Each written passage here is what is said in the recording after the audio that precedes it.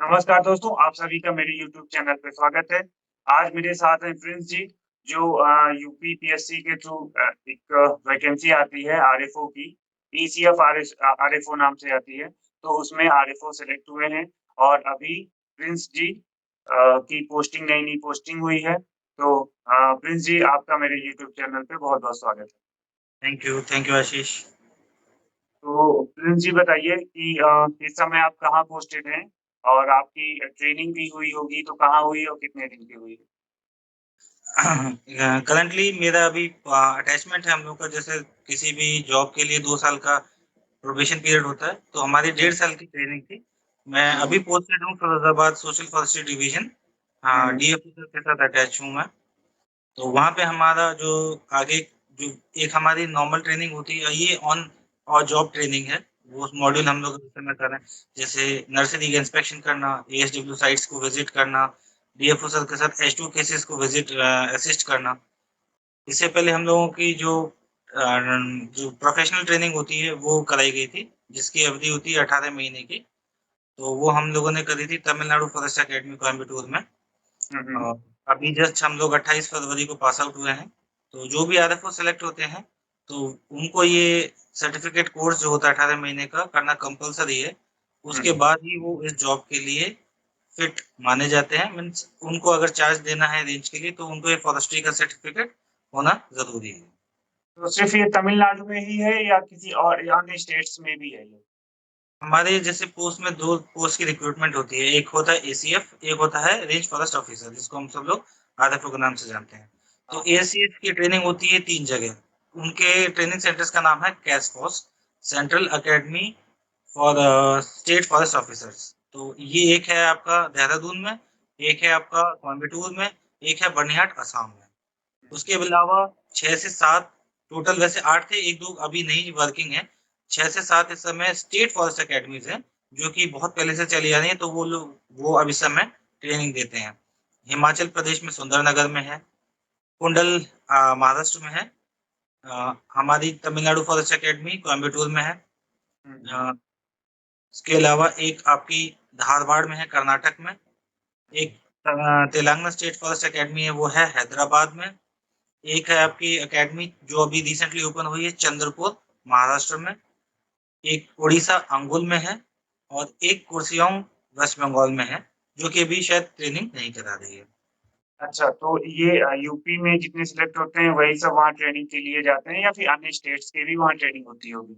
हमारी ट्रेनिंग असल जब हम लोग सेलेक्ट होते हैं, जैसे कोई भी रेंज फॉरेस्ट ऑफिसर, जैसे कि आप जानते हैं कि एनवायरनमेंट एंड फॉरेस्ट जो है कि हम लोग कंकरेंट लिस्ट में है। तो ये मॉड्यूल इस तरह से बनाए गए कि हम लोग फ्रंट लाइन स्टाफ में हम लोग जैसे रेंज फॉरेस्ट ऑफिसर बैकबोन बोला जाता है हर फॉरेस्ट ऑफिशियल्स में, हुँ, हुँ, फॉरेस्ट्री के लिए, रेंज के लिए, हर जगह के लिए। इसमें क्या है कि हम लोग जो टॉप मोस्ट यूनिफॉर्म सर्विस है, हमारे ऊपर जो एसीएफ होते हैं या डीएफओज होते हैं, वो फिर यूनिफॉर्म नहीं पहनते हैं। तो हुँ, यूनिफॉर्मिटी लाने के लिए हम लोगों को जो सेंट्रल है, सब लोगों का ट्रेनिंग को मॉड्यूल को सेंट्रल एडवाइस करती है, गाइड करती है। और हम लोगों का जब सिलेक्शन होने के बाद अध्याचन चला जाता है डीएफई, देहरादून में उसका हेड ऑफिस है। हुँ, उसका हुँ, नाम है डायरेक्टरेट ऑफ फॉरेस्ट एजुकेशन। वो फिर सारी अकेडमियों में आपको अलॉट करते हैं, जितनी जो आरएफओ ट्रेनीज होते हैं, हुँ, उनको हुँ, वहां से अलॉटमेंट मिलता है। जैसे हम लोगों का 2017 का बैच था, 120 कैंडिडेट्स थे, लेकिन हम लोगों के बैच को पार्ट वाइज भेजा गया। जैसे 15 को भेजा गया हुँ, हिमाचल सुंदरनगर में, हुँ, 15 को भेजा गया कुंडल में, कुछ को जैसे हमारे 25 भेजे गए तमिलनाडु में, और कुछ 25 या 22 समथिंग भेजे गए तेलंगाना में। तो इस हुँ। तरह से उन्होंने हमारा जो 2018 का बैच आया, फिर जूनियर जो हमारे हैं, वो नेक्स्ट बैच है, मतलब वो अंगुल में सारे के सारे ट्रेनिंग होते हैं। इस तरीके से डीएफई अलॉट करती है आपको अकेडमीज जो है। हुँ, हुँ। तो प्रिंस जी ये आपका फॉर्म कब आया था और कौन-सा बैच था? आपने बताया 17 बैच था, तो इसका मतलब इसका फॉर्म कब आया होगा? सिर्फ 16 में आया था इसका फॉर्म? मीन्स नहीं, नोटिफिकेशन इसका जो है 2017 में ही आया हुआ था, इसीलिए हम लोग अपने आप को 17 बैच ईयर ऑफ हाँ। नोटिफिकेशन से उसको इसलिए हम लोग कह रहे हैं। इसका फाइनल जो प्रीलिम्स हुआ था दिसंबर 2018 में। हुँ, और हुँ, उसके बाद नहीं नहीं, दिसंबर 2017 में प्रीलिम्स हुआ इसका। ठीक है। फिर उसके बाद 2018 सितंबर में इसका मेंस हुआ। फिर उसके बाद 2020 में इंटरव्यू हुआ। हम्म। दैट वाज इन सितंबर 2020 में। बीच में कुछ आयोग का डिले की वजह से काफी हम लोगों का जो है मेंस का रिजल्ट रुका रहा। फिर फाइनली रिजल्ट होने के बाद रिजल्ट आया पीसीएस 18 के अक्टूबर के बाद नवंबर 2020 में रिजल्ट आया। और हम लोगों की ट्रेनिंग फिर हम लोगों को भेजा गया, उसमें भी थोड़ा सा और डिले हो गया क्योंकि हम लोगों का फिजिकल होना था। तो हम्म। फरवरी मार्च में फिजिकल हुआ, फिर कोविड की थोड़ी सी सिचुएशंस आ गई। तो हम लोगों के बैच फाइनली सबसे पहले जो गया वो था सुंदरनगर में जो बैच गया। तो हम्म। वो लोग चले गए थे अगस्त में चले गए थे। हम्म। तो अगस्त 2021 से हम लोगों का बैच स्टार्ट हुआ ट्रेनिंग के लिए। अच्छा, प्रिंस जी आप कहाँ से बिलोंग करते हैं? मेरा होम टाउन है हाथरस। ये अगर हाथरस नहीं सब लोग जानते हैं तो जैसे आगरा और अलीगढ़ के बीच में पड़ता है। हम्म। काका हाथरसी के नाम से काफी लोग सब फेमस समझते हैं। वो एक कवि थे तो। अच्छा, और आपका बहुत मतलब फेमस सिटी है वो तो सभी लोग हम्म, जानते हम्म, हैं, ऐसे पर्सनालिटी के ही नाम से तो जानते हैं फिर प्लेसेस को। बिल्कुल बिल्कुल एक इसीलिए। फेमस प्लेस है वहाँ पे हम्म। जो घूमने लायक हो, कोई फेमस प्लेस है वहाँ पे? हाँ, यहाँ पे घूमने लायक जैसे अगर एग्जैक्ट हाथरस में कहा जाए तो यहाँ पे सासनी में मंगलायतन मंगलायतन का मंदिर बना हुआ है। और कुछ चीजें हमने भी एक्सप्लोर करी हैं, तो जैसे लोकल चीजें जो होती हैं लोकल साइड, जैसे हमारे लिए वो हो सकता है, जैसे हमारी यादें जुड़ी हैं चीजें हैं तो वो हमारे लिए अच्छी हैं। बाकी हाँ। भैरव देवी का मंदिर है, किला है, मेला यहाँ बहुत बड़ा लगता है, देवछठ का मेला लगता है। जो अगर हम इंग्लिश में जब पढ़ेंगे तो वहाँ आता है देवछठ के मेले के नाम से। जो कृष्ण जी के बड़े भाई थे बलदाऊ, उनके नाम से मेला यहाँ पे लगता है। और यहाँ की हींग सबसे ज्यादा प्रसिद्ध है जिसको असफेदेता बोलते हैं, हींग। तो हाथरस की हींग हर जगह मशहूर है। तो जीआई टैग भी कहो उसी को मिला होगा। हाँ, बिल्कुल बिल्कुल बिल्कुल। तो अपने एजुकेशनल बैकग्राउंड के बारे में बताइए। एजुकेशनल बैकग्राउंड में जैसे कि मैं हाथरस से बिलोंग करता हूँ, मैंने बताया होम टाउन है। तो मेरा 10th एंड 12th यहीं Saint Francis senior secondary school है। हम्म। वहीं से मैंने सीबीएसई बोर्ड से 10th और 12th किया। उसके बाद फिर मैं एक साल कोटा गया प्रिपरेशन के लिए। मैंने एआईट्रिपल के लिए प्रिपरेशन की थी। अच्छा, फिर कोटा वहाँ से कोटा से आप? 2010। हाँ, 2010 में। तो उसके बाद फिर मैं वहाँ से मैंने प्रिपरेशन के बाद अपने जितने भी कॉम्पिटिटिव एग्जाम्स थे वो दिए। फिर उसके बाद मैंने बीटेक की। तो सिविल इंजीनियरिंग से बीएचबीडी कानपुर से मैं 4 साल पढ़ा वहाँ पे। तो अच्छा। वहाँ से पढ़ने के बाद फिर हम दिल्ली गए। मतलब प्रॉब्लम ये थी कि हम सोचना चाह रहे थे कि हम टेक्निकल की तरफ मूव करें हम्म। और या फिर सिविल्स की तरफ तैयारी करें। तो काफी सारे फ्रेंड्स हमारे टेक्निकल की तरफ गए, बट हमने कहा सिविल्स की तरफ फोकस मींस हमें थोड़ा सा ये भी था कि ग्राउंड रियलिटी क्या है, ग्रास रूट लेवल पे क्या चीजें हैं। और हम्म। थोड़ा सा चार्म भी होता है पोस्ट को लेके। तो हम्म। सिविल्स की तैयारी करने के लिए फिर हम दिल्ली गए अक्टूबर 2014 में, जब हम फाइनली पास आउट होने के बाद। फिर वाजीराम एंड रवि में हमने 1 साल के लिए जो कोचिंग ली। उसके बाद फिर हमने कुछ पेपर्स वगैरह, एग्जाम्स वगैरह, कुछ प्रीवियस पेपर्स वगैरह सब सॉल्व आउट किए। तो हम देते गए फिर फाइनली हम मतलब कुछ पेपर्स क्रैक होते गए, कुछ नहीं होते गए, किसी के प्रीलिम्स निकले, किसी के इंटरव्यू निकले। तो काफी सारे उतार चढ़ाव आते रहे। अच्छा, उसके बाद फिर ये फॉर्म आया और उससे पहले तो कहीं आपके कोई और एग्ज़ाम दिए थे यूपीएससी या यूपीपीएससी का? हाँ, यूपीएससी यूपीपीएससी यूपीएससी भी मैंने दिया था। इट वाज इन 2000 में। उस समय काफी अच्छी प्रिपरेशन थी। तो 2016 का मेरा प्रीलिम्स निकला था, बट हुँ, अनफॉर्चुनेटली मेंस नहीं क्रैक हो पाया था। बट वो कोई खास अचीवमेंट नहीं है, बट हुँ, एज इफ। और मैं जब मुझे लगा कि नहीं, स्टेट बीएससी इस पे भी मुझे फोकस करना चाहिए, तो हुँ, मैंने 2016 या 17 से मैंने चीज़ों को थोड़ा सा देखा कि नहीं, स्टेट में क्या क्या पूछा जाता है और क्या क्या चीज़ें हमको तैयार करनी चाहिए। इवन मुझे घटना चक्र के बारे में नहीं पता था। मैंने घटना अच्छा। चक्र हाँ, मुझे घटना चक्र के बारे में एक भैया थे, उन्होंने बताया, तो फिर मैंने उसको थोड़ा सा देखना चालू किया। बट वो हिंदी में आती थी उस समय, हुँ, इंग्लिश तो हुँ, बहुत बाद में आई। तो थोड़ा सा इश्यू आ रहा था, तो फिर मैं उसे कनेक्ट नहीं कर पाया। लेकिन बाद में फिर मैंने घटना चक्र को अध्ययन किया। और नो डाउट उसमें बहुत अच्छे प्रीवियस ईयर क्वेश्चन हैं, सॉल्यूशंस बहुत अच्छे से दिए रखे हैं। तो मुझे ओवरऑल काफ़ी हेल्प उससे भी मिली। और बाकी उनकी जो दृष्टि आती है, इवन हमारे जो कोचिंग के मटेरियल थे तो कोचिंग सिर्फ आपको थोड़ा सा एक थोड़ा नॉलेज या डायरेक्शन दे सकती है, बट मतलब आपको अल्टीमेटली दौड़ना खुद है, तो आप जब तक सेल्फ स्टडी नहीं स्टार्ट करेंगे मोड को, तब तक वो आगे थोड़ा सा मतलब थोड़ा सा कठिन रहता है। मीन्स आपको देखना चाहिए आपके कहाँ प्रॉस हैं, कहाँ कॉन्स हैं। किसी की प्रिपरेशन आप किसी कोई आपको कुछ बता रहा है, तो उसको सुनिए और कौन सा आप अप्लाई कर सकते हैं, क्योंकि किसी का सबका तरीका अलग अलग होता है। जैसे आप भी इस चीज को जान पा रहे हैं कि सब लोग अपने अपने वे ऑफ तरीका, तो कोई रात में पढ़ना चाहता है, कोई सुबह पढ़ना चाहता है, तो इस तरीके से। तो हम एक पेपर हम उस समय ये सोचते थे कि तैयारी है, पेपर निकल जाएंगे।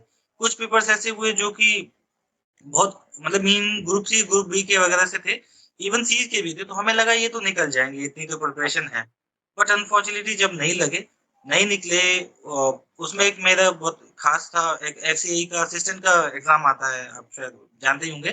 तो हाँ, तो उस वो पेपर जब नहीं निकला तो बहुत एकदम धक्का सा लगा। मैंने कहा यार इतना लेवल हमारा डाउन है कि मतलब, और बहुत अच्छी वैकेंसीज थी, मैंने कहा ये पेपर नहीं निकला। तो वो दिन से फिर हमने और चीज़ों को समझना चालू किया कि हमें अपने सेल्फ स्टडी को और अच्छे मोड से, क्या क्वेश्चन पूछता है, क्या पेपर होता है, क्या बैकग्राउंड चीज़ें, सब चीज़ें, उसका सिलेबस को थोड़ा-सा देखना। तो वो था। फिर उसके बाद हमारे पेपर काफ़ी निकले, जैसे कि एक हमारा वाइस प्रेसिडेंट सेक्रेटेरिएट का पेपर था, तो उसमें आई थिंक एलडीसी की वैकेंसी थी, तो वो हमारा निकला था। इसके बाद हमारा ये ईएसआईसी बोलते हैं, एम्प्लॉयमेंट स्टेट इंश्योरेंस कॉर्पोरेशन, उसमें यूडीसी का क्लियर हुआ था। बट फिर मैंने उसको फाइनल आगे नहीं दिया था, क्योंकि वो लेट बहुत हो रहा था। लेकिन उसमें मैंने इसलिए नहीं दिया कि मैं किसी की वैकेंसी क्यों लूँ। तब तक हमारा जो है चयन हो गया था अ, हमारा हाई कोर्ट इलाहाबाद में, तो as a review officer 2017 batch वहाँ पे। तो हम फाइनल रिजल्ट आ चुका था मई 2017 में। तो उसके बाद हमने कहा ईएसआईसी वाला, फिर हमने कहा क्यों किसी की और की, अच्छा नहीं है कि हम किसी को, अचीवमेंट थोड़ी है हमारा, लेकिन किसी और को जॉब वो मिल जाएगी। इसके बाद जब हमने हाई कोर्ट में ही रहते-रहते एक लोकसभा का आया था, उसका मेंस दिया था लोकसभा सेक्रेटेरिएट का, तो उसमें मतलब 32 पोस्ट थी ऑल इंडिया पे। उसका मेंस काफ़ी टफ था, बट कुछ मार्क्स से हमारा रह गया उसमें। फिर फाइनली ये 17 वाला ये हम दे रहे थे। ये और हमारा 18 पीसीएस दोनों साथ-साथ चल रहे थे। इसका इंटरव्यू 18 वाला पीसीएस का इंटरव्यू तक दिया मैंने। उसमें हमारा लगभग कुछ 10 से 15 मार्क्स से रह गया था। और ये वाला फिर उसके बाद ये रिजल्ट आया, तो रेंज फॉरेस्ट ऑफिसर फाइनली आपके सामने हम हैं ही इस समय। अच्छा, तो आप कैसे पढ़ाई करते थे? कितनी देर पढ़ाई करते थे? जैसे कि आपने बताया आपने बाजीराव रवि में कोचिंग भी ली है। तो आप उस समय कैसे पढ़ते थे? और यहाँ हाई कोर्ट में आने के बाद, सिलेक्शन के बाद किस तरह पढ़ाई करते थे? आपकी पढ़ने का तरीका कैसे रहता था? और हमारे व्यूअर्स को आप क्या सलाह दे सकते हैं कि कैसे पढ़ना चाहिए? वैसे भी अभी आपने कहा अपने हिसाब से सभी को पढ़ना होता है, लेकिन मैं जानना चाहूँगा कि आप कैसे पढ़ाई किए? आपकी स्ट्रैटेजी कैसे रहती थी? इस बारे में। एक्चुअली जब हम कोचिंग कर रहे थे, कोचिंग का और जॉब के तैयारी में बहुत डिफरेंस है। Means it's a paradigm shift. आप भी वो चीज़ समझ सकते हैं कि आप भी कार्यरत हैं, तो कोचिंग के समय हमें सिर्फ कोचिंग को अटेंड करना है, उनके लेक्चर सुनने हैं। प्लस वहाँ पे बहुत सारे इन सर्कल में बहुत सारे लोग होते हैं। कई लोग जुड़ना पसंद करते हैं, कई लोग नहीं पसंद करते हैं। वहाँ हम लोग कई लोग जो ग्रुप बना लेते हैं, तो ग्रुप में अगर आप स्टडी करते हैं, अच्छे लोग हैं, ठीक है। सो कॉल्ड आपको सीनियर्स टाइप के लोग मिलते हैं, तो उनसे थोड़ा-सा जो अच्छी चीज़ें हैं वो सीखिए। मैं मना नहीं कर रहा हूँ कि आप उनसे कुछ मत लीजिए, लेकिन अगर आपको लगता है कुछ अच्छा है, जैसे कौन-सी बुक से पढ़ना है, कौन-सी चीज़, तो वो चीज़ें आप उसको कैरी ऑन कर लीजिए। बट ये नहीं है, ये फॉर्म नहीं डालना है, वो नहीं, वो सब चॉइसेस आपकी होनी चाहिए। और रिगार्डिंग स्टडी, स्टडी तो लेबोरियस चीज़ है। टाइम आप चूज़ कर सकते हैं, whether it is night, whether it is day, morning, early morning. But छोटे-छोटे से जैसे टारगेट्स थे, जैसे कि अगर आपको लग रहा है मुझे एक चैप्टर कंप्लीट करना है, तो इसी तरह से उसको कंप्लीट करें। और मेरे पढ़ने का तरीका क्या होता था कि मैं जब पढ़ता था, बैठता था, तो मैं इस तरह से सोचता था कि ये चीज़ जो है हमको जो हम आज चैप्टर या जो चीज़ करना चाह रहे हैं कवर, उसको कवर कर लें। प्लस उसको थोड़ा-सा ध्यान करके कि रिवाइज़ करते थे कि हमने आज उसमें चैप्टर में पढ़ा क्या? मीन्स जस्ट रीडिंग तो नहीं हो गई, लर्निंग हुई कितनी है? हाँ, उसमें क्वालिटी ऑफ होनी चाहिए एग्ज़ैक्टली कि लर्निंग कितनी हुई, उसमें से हम लोग को निकल के कितना आया। मैं क्वालिफिकेशन हो रही है। जैसे मैं इंजीनियर हूँ, तो मेरा लेट नाइट 3 का ही रहता था मॉड्यूल, तो जब सब सो जाते हैं तो फिर इंजीनियर जागते हैं, तो उसी तरह से मैं रात में पढ़ता था। अब कभी 1 घंटा, 1.5 घंटा पढ़ लिए, कभी 45 मिनट ही पढ़ लिए, छोटे-छोटे ब्रेक्स, कभी टी, कॉफ़ी चाय पी लिया, किसी भी कुछ यूज़ुअली उस समय मोबाइल बहुत फैंसी नहीं हुआ करता था, आज के समय में बहुत ज़्यादा है, बट कभी किसी को दोस्त को फ़ोन कर लिया, हाल-चाल ले लिया, इस तरीके से। और किसी दिन डे ब्रेक भी करते थे कि 4-5 दिन हो गए, 6 दिन हो गए, तो किसी दिन दोस्त से मिल आए। अभी जैसे विकास दिव्यकीर्ति सर का एक आध वीडियो हमने अभी देखा है, वो कहते हैं कि मैं सबको कहता हूँ 8 घंटे पढ़ाई करो, 8 घंटे सो, 8 घंटे मज़े करो। तो वो मंत्र हमें सबसे अच्छा लगा, वही फ़ॉलो करना चाहिए। देखिए प्रिपरेशन है, किसी को जान नहीं देनी, किसी को जान लड़ानी नहीं, बट अल्टीमेटली सबको पास होना है।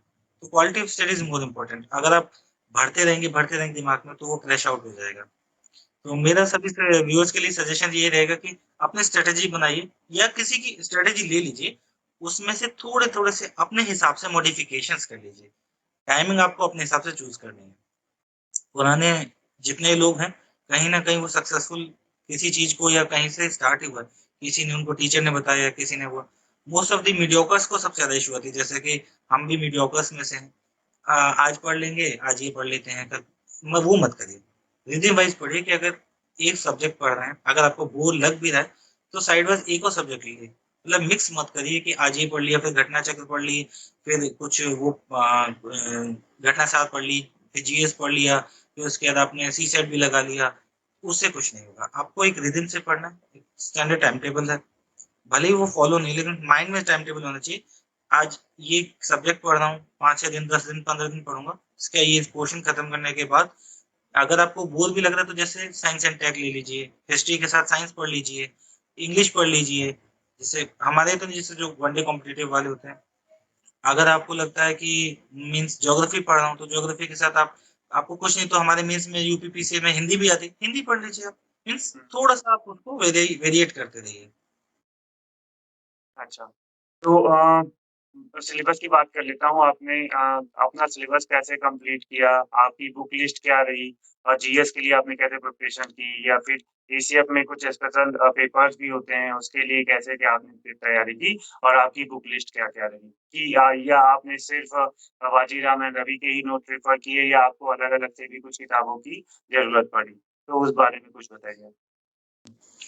अ, देखिए आशीष जी, ये जो एग्ज़ामिनेशन है इसकी प्रिपरेशन जीएस के लिए एज़ इफ इन हमें भी नहीं पता था कि अलग से क्या आएगा। तो प्रीलिम्स के लिए जो मैंने यूज़ किया वो जो हम लोग पीसीएस या यूपीएससी की तैयारी करते हैं, तो उसी से कनकरेंस में हमारा पीसीएस प्रीलिम्स भी लगभग उसी तरह से ही था। करंट की प्रीलिम्स के लिए बताइए कि आपकी बुक लिस्ट क्या-क्या रही और कौन-कौन सी बुक से आपने स्पेशली पढ़ाई की? और प्रीलिम्स के लिए और के मटेरियल का इसमें कहाँ तक हाथ रहा? कोचिंग के मटेरियल का। मतलब इस प्रीलिम्स के लिए आपकी पर्सनल बुक लिस्ट और कोचिंग के मटेरियल का कहाँ तक हाथ रहा, कहाँ तक योगदान रहा? दोनों का काफ़ी योगदान रहा। वैसे बाजीराव एंड रवि की बुक्स को हम उतना थॉरोली नहीं कर पाए क्योंकि एनसीईआरटी बेस्ड है वो, काफ़ी चीज़ें मिक्स्ड हैं उसमें। तो हमने स्टैंडर्ड बुक्स की तरफ थोड़ा-सा अपना फ़ोकस बढ़ाया। जैसे इंडियन पॉलिटी के लिए लक्ष्मीकांत, हुँ, हुँ। ज्योग्राफी के लिए माजिद हुसैन हमने पढ़ी। हुँ, अ, इकोनॉमिक्स के लिए रमेश आते हैं, तो रमेश सिंह पढ़ी हमने। और साइंस एंड टेक के लिए करंट अफेयर्स के नोट्स हैं, कुछ कोचिंग के नोट्स थे, प्लस जो न्यूज़पेपर में पढ़ते थे, कुछ वेबसाइट से पढ़ते रहते हैं। जैसे एक हमारे आईएएस बाबा करके हैं, हुँ, हुँ, उनके हुँ। काफ़ी बहुत अच्छे अच्छी हैं। राइट। आईएएस बाबा के बहुत अच्छे हैं, क्लियर आईएएस के बहुत अच्छे हैं, हाँ। इवन जीके टुडे के बहुत अच्छे हैं। तो उनसे काफ़ी हमारा काफ़ी हद तक जो है चीज़ें current affairs plus science and tech उससे कवर हो गया था। हुँ, हुँ। अ ये बेसिक बुक्स हमने जो प्रिपरेशन के लिए यूज़ करें, उनसे क्या है कि हम इन डेप्थ प्रीलिम्स और मेंस को हम अलग नहीं कर सकते हैं। दैट इज़ एक लूप के अंदर में है वो। हुँ, हम हुँ। जैसे तो जब आप मेंस की थॉरोली बहुत अच्छे से प्रिपरेशन करते हैं, तो उसी के साथ आपका प्रीलिम्स का भी होता है। बस थोड़ा-सा आपको करंट अफेयर्स और चीज़ों पे आपको हल्का-सा गौर और करना पड़ता है। उस वजह से बाकी बुक लिस्ट मैं आपको शेयर कर दूँगा जो कि मेरे मतलब प्रीलिम्स में या मेंस में भी सब में काम आई थी। ठीक है, ठीक है। आप मुझे बता दीजिएगा तो मैं एक स्क्रीनशॉट डाल दूँगा। बिल्कुल।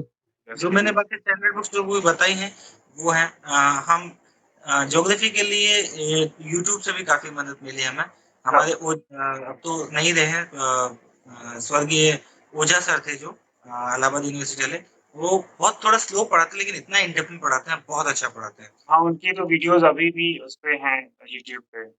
एनवायरनमेंट के लिए हमने शंकर आईएएस प्रेफर करी थी। अब आते हैं मेंस की तरफ पे, तो मेंस में क्या है, यहाँ पे जो पहले पीसीएस चला करता था, 200-200 मार्क्स के जीएस के क्वेश्चंस, एक 200 मार्क्स का हिंदी प्लस ऐसे होता है। हुँ, ये हुँ। इसका मेंस का इसका पैटर्न थोड़ा उससे चेंज है। हाँ। तो 200-200 मार्क्स से जीएस 1 जीएस 2 आता है, हुँ, और 200 मार्क्स का कंबाइंड आता है हिंदी, जिसमें कि 100 नंबर की हिंदी और 100 नंबर का ऐसे आता है। हुँ।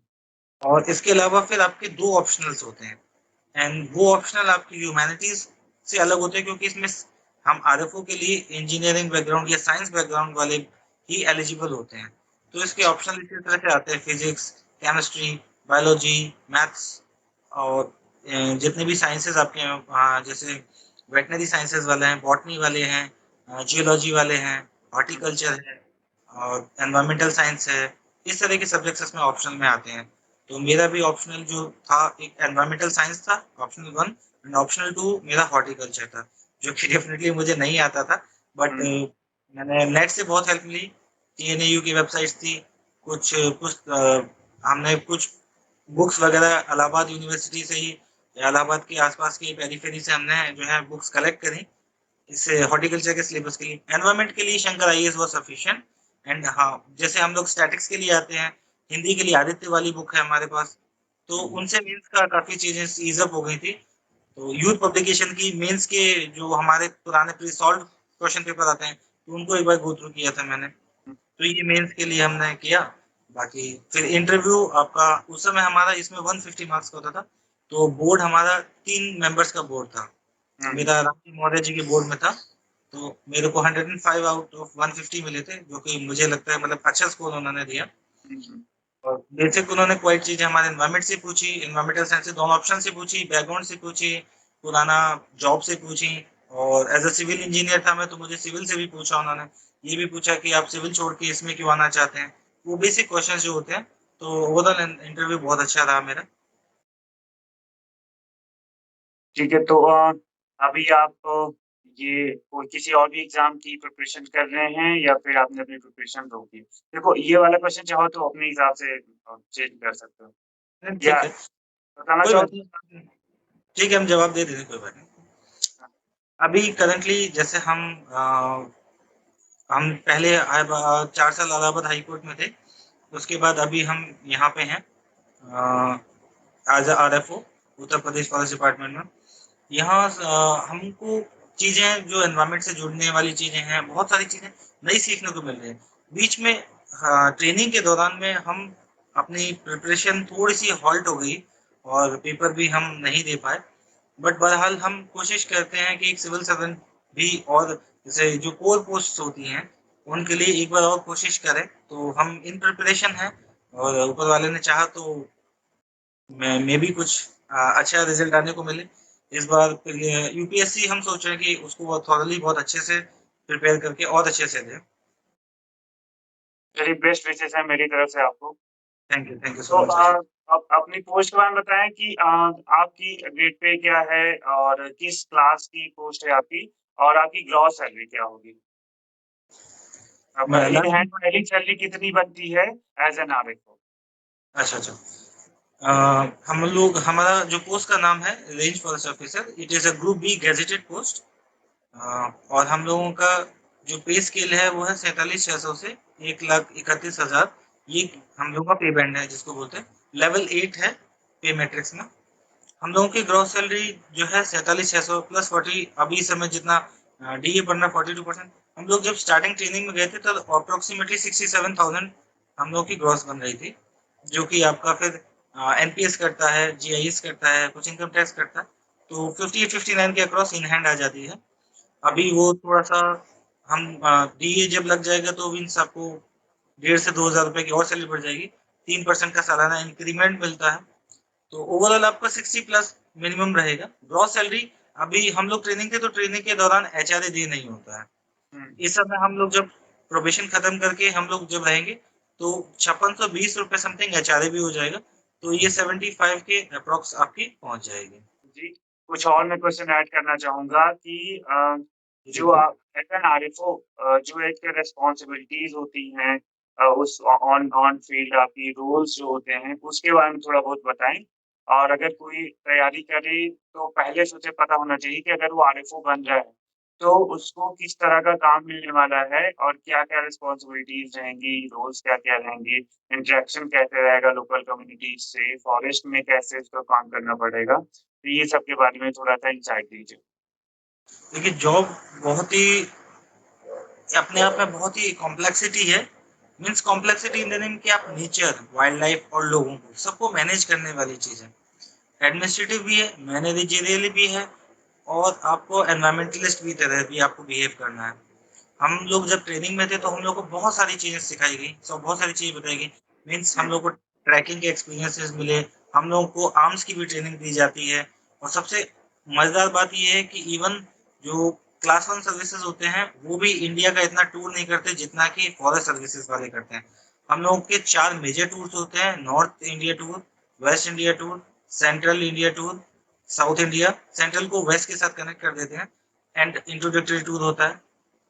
मीन्स हम लोग फॉर 145 डेज का सिर्फ टूर ही टूर होता है। मीन्स हम इंडिया का हर ऐसा-ऐसा कोना जहाँ नॉर्मल आदमी नहीं जा सकता, उस कोने में हम लोग जाके नेचुरल, वाइल्ड लाइफ, एनवायरनमेंट को इतना पास से देखते हैं, जो कि अपने आप में बहुत ही अमेजिंग एक्सपीरियंसेस है। और ये ट्रेनिंग इतनी मतलब काफ़ी अपने आप में हर चीज़ आप हर दिन आपको नई-नई चीज़ें सिखाते हैं। मॉर्निंग में शेड्यूल होता है, हम लोगों को ड्रिल भी सिखाते हैं, पीटी कराते हैं और योगा भी कराते हैं। इसके अलावा प्लस आपको मेंटली एंड फिज़िकली फिट करते हैं। हम लोगों के 25-25 किलोमीटर की ट्रैकिंग भी होती है। जैसा कि मैंने बताया हम लोगों का एसटीएफ की ट्रेनिंग होती है जंगल सर्वाइवल 10 दिन के लिए हम लोग 7 दिन के लिए जंगल में रहे थे। उसी पानी से, उन्हीं चीज़ों से, उन्हीं सिचुएशंस में जैसे कि एक फॉरेस्ट रेंजर या फॉरेस्ट में कोई फँस जाता है तो उस तरीके से रहे। प्लस 3 दिन हमारे शूटिंग की प्रैक्टिस हुई थी, तो उसमें हम लोगों को राइफ़ल चलाना सिखाया गया। थार असॉल्ट राइफ़ल्स भी हम लोगों को शूट करने को मिली। इसके अलावा bolt action rifle plus means हर तरह की बंदूकें भी हम लोगों को बताई जिसको खोलना, चलाना सारी चीज़ें। तो आप समझ रहे होंगे कि ट्रेनिंग कितनी ही अलग तरह की ट्रेनिंग है। बहुत ही मतलब एक गुड। बहुत ही अलग एक्सपीरियंसेस है ये। और जॉब रिस्पॉन्सिबिलिटी आप जब यहाँ अकेडमी से ट्रेनिंग जब फिनिश अप करके आते हैं, तो यूजुअली आपको कुछ दिन की जैसे हम लोगों को फील्ड अटैचमेंट दिया गया, तो आपको काम सीखने के लिए मिलता है। फिर आपको मिलता है रेंज का चार्ट सँभाला जाता है। एक रेंज 10,000 हेक्टेयर से लेके भी बड़ी हो सकती है, 2000 हेक्टेयर की भी हो सकती है, मेबी 1000 हेक्टेयर्स की भी हो सकती है। हुँ, उसमें आपको सारे 3 हमारे डिविजन्स होते हैं, तो आपको उसको रेंज का एडमिनिस्ट्रेशन देखना है। अब इसमें हम जैसे रेंज फॉरेस्ट ऑफिसर कहाँ-कहाँ, कैसे-कैसे काम करेगा। जैसे एक होती है वाइल्ड लाइफ डिवीजन, हुँ, जो कि आप पीलीभीत से समझ सकते हैं। पीलीभीत हो गया, कतरनिया घाट हो गया, दुधवा हो गया, लखीमपुर खीरी हो गया। हुँ, ये जो वाइल्ड लाइफ वाले होते हैं जहाँ पे प्रोटेक्टेड एरियाज़ है, जैसे टाइगर रिज़र्व हो गया या वाइल्ड लाइफ सैंक्चुरीज़ हो गए, तो वहाँ के रेंज ऑफिसर्स को गश्त लगानी होती है। इलिसिट फेलिंग हो रही है अगर कहीं मतलब अवैध कटान हो रहा है पेड़-वेड़ का, तो वो करना है। स्मगलिंग अगर रोकना है, पोचिंग और इन सब की एक्टिविटीज़, तो उन लोगों को गश्त वगैरह सारी चीज़ें प्लस प्लांटेशन एक्टिविटीज़ को लेते हैं और जितने भी टूरिस्ट आते हैं तो उनको फैसिलिटेट करना, वीआईपीज़ आते हैं तो उन लोगों को फैसिलिटेट करना। इसके अलावा वहाँ पे पूरा-पूरा नाइट पेट्रोलिंग करना। तो मीन्स उस पूरे-पूरे वाइल्ड लाइफ एरिया को हाँ, वो प्रोटेक्ट करते हैं प्लस एडमिनिस्ट्रेट करते हैं अंडर द गाइडेंस ऑफ वहाँ पे जैसे हम लोग डीएफओस बोलते हैं, अपने सोशल फॉरेस्ट्री है वहाँ पे वो लोग डायरेक्टर फील्ड डायरेक्टर बन जाते हैं। तो वो हुँ। सब रहते हैं। फिर उसके बाद आती है हाँ, हाँ, प्लीज़ प्लीज़ कंटिन्यू। हाँ, टेरिटोरियल डिविजन्स आते हैं। टेरिटोरियल डिविजन्स मीन्स जो पेरिफेरी में रहते हैं, जहाँ पे वातावरण अच्छा है और जो वाइल्ड लाइफ डिविजन्स के कोर एरिया के बाहर आते हैं या फिर वो प्रोटेक्टेड एरिया से बाहर आरएफ रिजर्व फॉरेस्ट है, तो वो टेरिटोरियल डिविजन्स आते हैं। जैसे अमानगढ़ वाला है, कुछ हमारा यहाँ पे बुंदेलखंड वाले एरिया में या फिर जैसे आप सोनभद्र, रेणुकूट वगैरह है, ये सब टेरिटोरियल रीजन्स बोलते हैं। तो यहाँ पे आपको खूब बहुत सारी चीज़ें आपको सीखने को मिलती हैं। मीन्स माइनिंग वाली चीज़ें हैं, सैंड माइनिंग है और वहाँ पे आपको प्लांटेशन करना, वहाँ पे भी पोचिंग को एक्टिविटीज़ को बचाना है। जैसे छोटी मतलब टाइगर नहीं है लेकिन बहुत सारी चीज़ों के जैसे हमारे यहाँ हिरन वगैरह हैं, वाइल्ड बोर्स वगैरह हैं मीन्स जिसको हम जंगली सुअर वगैरह कहते हैं, तो उन लोगों को प्रोटेक्ट करना, प्लस अगर कोई कटान हो रहा है तो वो सब चीज़ें बचाना। मतलब इसके अलावा वाइल्ड लाइफ कंज़र्वेशन में बहुत अहम योगदान होता है एक आरएफओ का। बिल्कुल, बिल्कुल। और उसके बाद फिर हमारा आता था सामाजिक वानिकी, जो हम लोग अपने जैसे मेजर पोर्शन हमारे उत्तर प्रदेश में सामाजिक वानिकी, जो ऐसे शहर जहाँ पे वन आवरण कम है, सामाजिक वानिकी का क्या कार्य होता है, प्लांटेशन ड्राइव करना। जैसे अभी हमारा 35 करोड़ का लक्ष्य है इस साल का, तो उसमें हम लोगों को क्या करना है, जैसे हम फिरोजाबाद में है, वहाँ बीहड़ एरिया है, तो रिजें, गड्ढे खुदान, जो कि मॉइस्चर को रोक सकें, सॉइल मॉइस्चर कंजर्वेशन एक्टिविटीज बोलते हैं उसको, एसएमसी वर्क्स, और या अग्रिम मृदा कार्य बोलते हैं, एएसडब्ल्यू। नर्सरी का प्लांटेशन करना, नर्सरी में अच्छे पौधे हैं, 3 लाख 4 लाख अच्छी ग्रोथ हो उनकी, और जो हम लोगों के साथ बाकी विभाग हैं उनको हम पौधे टाइम से दे सकें। इसके अलावा वहाँ पे अगर कोई 4/10, जिसका मतलब हम लोग बोलते हैं 4/10 मतलब होता है अवैध कटान के लिए सेक्शन 4 भी यूज करते हैं under Uttar Pradesh T protection act. तो 3/28 मीन्स उसकी ट्रांजिट, अगर हम पूरी ट्रांजिट करा काटने के बाद, तो उसमें चालान काटा जाता है। H2 केसेस बनाए जाते हैं, कोई अगर आरोपी है तो उसके केस को फिर हम लोग कोर्ट तक प्रोड्यूस करते हैं। प्लस जैसे बाकी दिवस होते हैं हमारे, वानिकी दिवस हैं, डॉल्फिन दिवस है, गौरैया दिवस है, तो उनको हम लोगों को सेलिब्रेट करना, लोगों में अवेयरनेस क्रिएट करना हर माध्यम से। इस समय एक और नया प्रोजेक्ट चल रहा है नगर वन बनाने का, और इको साइट डेवलप करने के लिए, तो उसको अंडरटेक करना। तो काफी चीजें हमारे यहाँ पे फिरोजाबाद में एक रपड़ी जगह है, रपड़ी पे हम लोगों का नया एक इको टूरिज्म डेवलपमेंट का एक प्रोजेक्ट है, उसको अंडरटेक कर रहे हैं। बहुत जल्दी, मतलब अच्छा अगर बजट वगैरह सब पास हो जाता है, तो बहुत ही जल्द उसकी एक कार्य बनेगा यमुना किनारे। मीन्स लोगों को एक लगेगा कि फॉरेस्ट डिपार्टमेंट मतलब अच्छा कर रहा है, कुछ उन लोगों के लिए सोच रहा है, और लोग एनवायरमेंट और नेचर से जुड़ना चाहते हैं, बस उनको एक मौका मिले। इसके अलावा नगर बन रहा है दतौजी में, और आगरा में भी बन रहा है, तो ओवरऑल बहुत सारी वेराइटी ऑफ वर्क्स है, बहुत फील्ड वर्क है, बहुत अच्छा एक तरीके का आपको वातावरण मिलता है इसमें। क्या बात है। ये जितना-जितना आपने बताया इससे तो कोई भी आरएफओ की तैयारी करना चाहेगा, इतना चैलेंजिंग है, इतना इंटरेस्टिंग फील्ड है ये, तो बहुत अच्छा ये वर्क रहा है। मैं एक चीज़ आपको और बताना चाहूँगा कि जैसे रेंज फॉरेस्ट ऑफिसर में लोग जानते हैं, फिर उसके बाद वो समझना चाहेंगे कि हम लोगों का स्टाफ और वो सब कैसे काम करता है वो चीज़ें। जैसे मैंने एरिया बता दिया आपको, एरिया के बाद जैसे हम लोग के रेंज फॉरेस्ट ऑफिसर होता है, उसके अंडर में डिप्टी फॉरेस्ट रेंजर होते हैं। उनके अंडर में फॉरेस्ट, जिनको वन दरोगा बोलते हैं, फॉरेस्टर्स, जिनकी की अभी भर्ती चल रही है रिसेंटली में, यूपी ट्रिपल एससी से उनका आया है। उनके नीचे होते हैं फॉरेस्ट गार्ड, उनका भी एक फिजिकल अभी चल रहा था यूपी ट्रिपल एससी में। उसके नीचे होते हैं कैटल गाड़ी वॉचर्स, जिनको बोलते हैं। तो मीन्स अगर आप एक अच्छी रेंज में है, तो आपके नीचे एक फॉरेस्ट रेंज ऑफिसर के नीचे 20 to 30 से मिनिमम का स्टाफ रहेगा, और प्लस उससे ज्यादा भी हो सकता है। तो ये सोचिए कि आपको मैनेज भी करना है, लोगों को भी मैनेज करना है, प्लस आपको अपने स्टाफ को भी मैनेज करना है, तो आप ऐसी पोजीशन पे हैं आप। और प्लस आपको एज़ एन एडमिनिस्ट्रेटर भी वर्क करना है और हाँ, ग्राउंड पे आपको मैनेज भी करना है, एडमिनिस्ट्रेटर भी बनना है, प्लस आपको कॉन्फ्लिक्ट मैनेजमेंट भी करना है। जैसे टेरिटोरियल डिविजन्स होते हैं, वाइल्ड लाइफ में काफ़ी चीज़ें थोड़ा-सा प्रॉब्लम है पोचिंग और हंटिंग एक्टिविटीज़ को, लेकिन जब अगर यहाँ पे जो टेरिटोरियल डिविजन्स होते हैं, जैसे हम लोग तेंदुआ बोलते हैं, तेंदुआ आ गया, बाघ आ गया, लोगों को मार लिया, तो वो भी रेंज फॉरेस्टर, क्योंकि हम लोग ग्राउंड ऑफिस स्टाफ हैं, तो हम लोगों की सबसे पहले दायित्व बनता है कि वहाँ जाके रिपोर्ट लें, लोगों को अवेयर करें कि यहाँ पे ऐसी-ऐसी सिचुएशंस हैं, चीज़ें हैं। अगर लोग, क्योंकि जैसे जब ऐसे कभी-कभी घटनाएँ हो जाती हैं, तो लोग सबसे ज़्यादा भड़के हुए होते हैं, तो उनको शांत करना, कभी-कभी सिचुएशन टफ भी हो जाती हैं।